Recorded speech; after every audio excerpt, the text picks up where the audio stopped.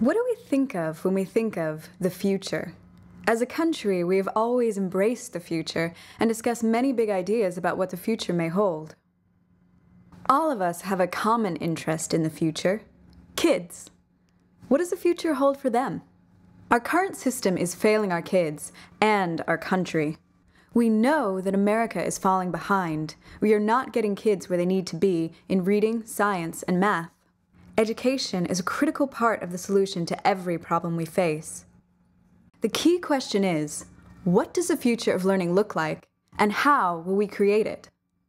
When we think about the future, we're usually doing one of two things: dreaming or dreading. When we dream, we start with an idea, a positive trend, and take this idea to its logical conclusion.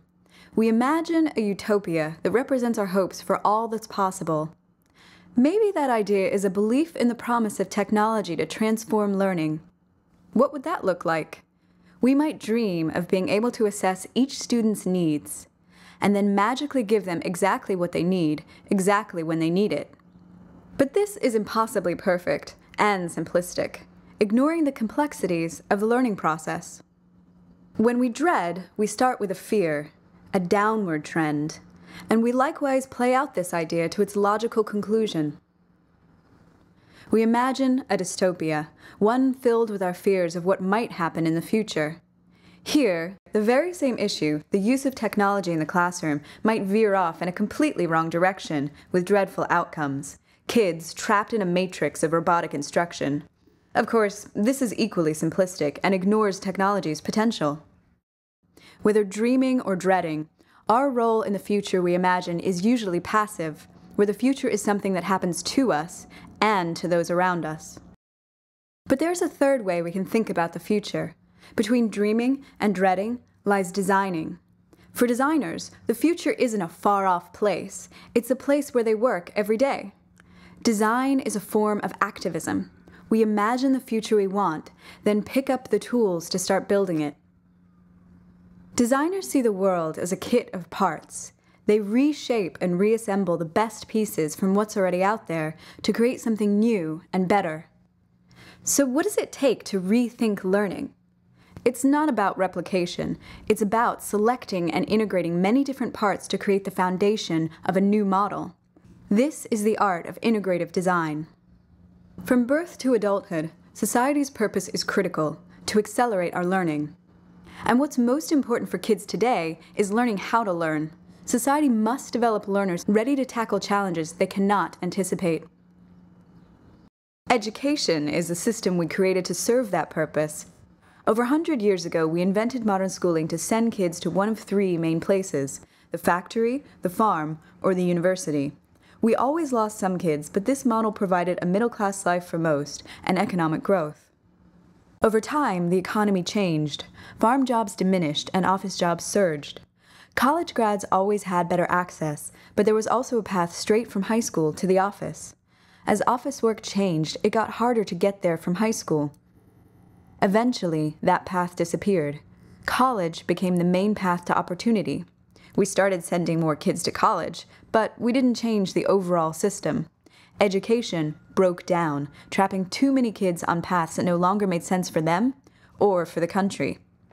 As farm and factory jobs continued to decline, we started to lose even more students. The retail sector rose up to catch them, but these low-skill, low-wage jobs often failed to move kids forward in life. With the decline of good jobs, kids had nowhere to go. Retail increasingly offered the only alternative. We lost even more students to dead-end futures.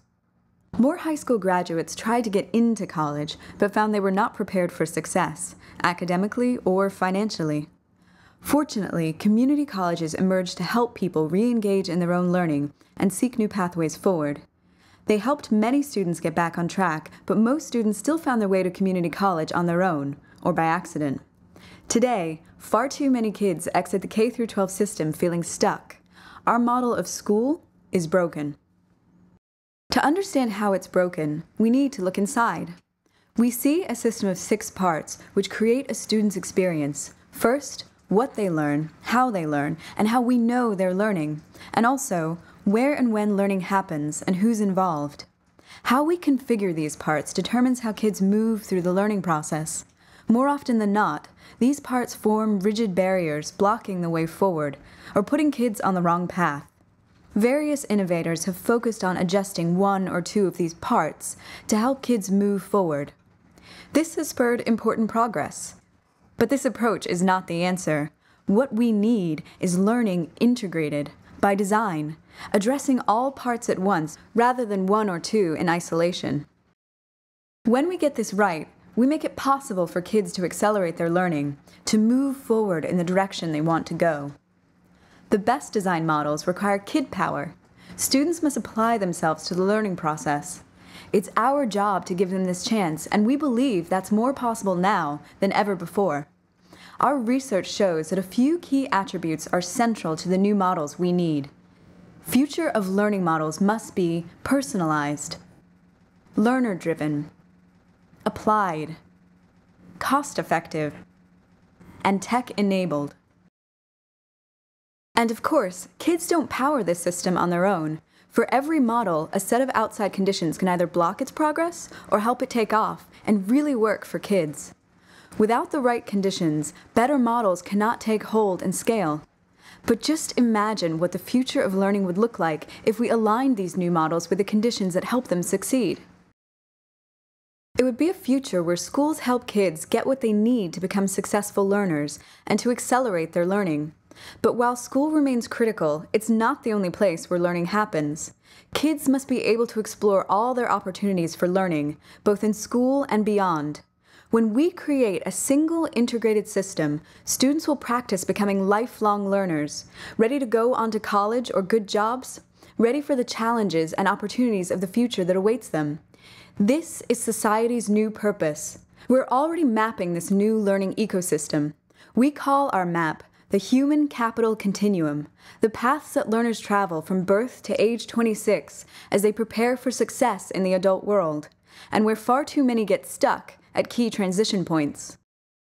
At Two Revolutions, we design and launch future of learning models and help catalyze the conditions within which they can thrive. We are partnering with forward-thinking governments, funders, nonprofits, and entrepreneurs to innovate all across the human capital continuum. Visit us at tworevolutions.net.